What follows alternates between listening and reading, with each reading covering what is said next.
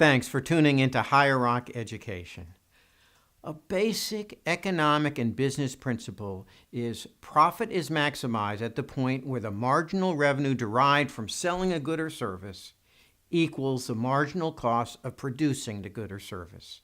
The demand and marginal revenue curves are only equal in perfectly competitive markets. In all other market structures, the marginal revenue at a given output may be less than the demand.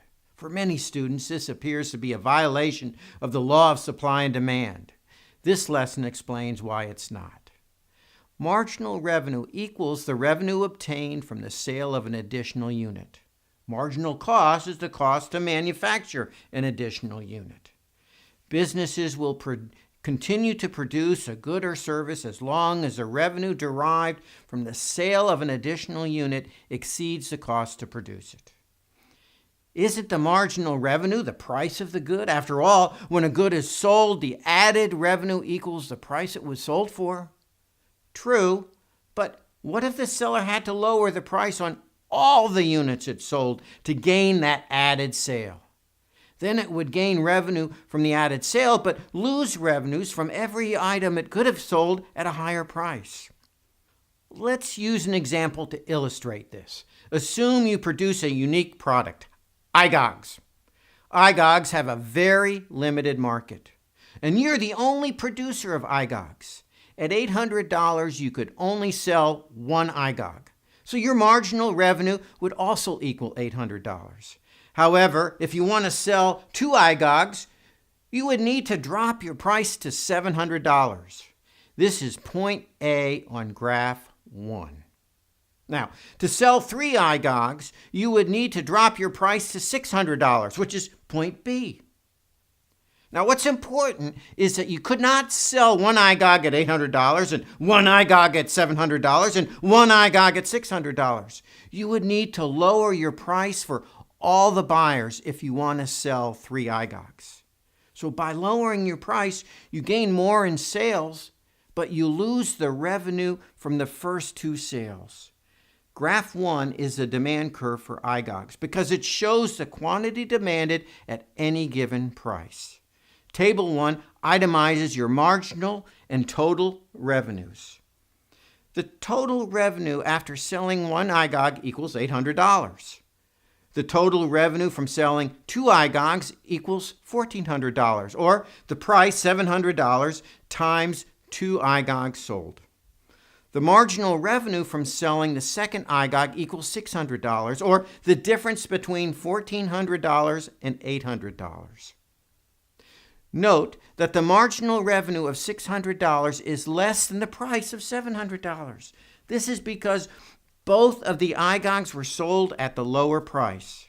Now, when our table is completed, it looks like this. Now, let's add the marginal revenue curve to our graph. You can see that when two iGogs were sold, the marginal revenue equals $600. Note the marginal revenue curve is below the demand curve at all points except for one where one unit is produced. Again, this is because the price equals the marginal revenue only for the first unit sold.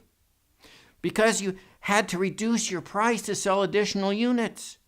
Marginal revenue would continue to equal the price if you operated in a perfectly competitive market where you didn't have to reduce your price to sell the second or third iGogs. How will you price your iGogs if you want to maximize your profit? Well, that depends on your marginal cost curve. So I've added a marginal cost curve to graph 3. Note that the marginal cost equals the marginal revenue when three iGogs are produced. What would people be willing to pay if you produce three iGogs?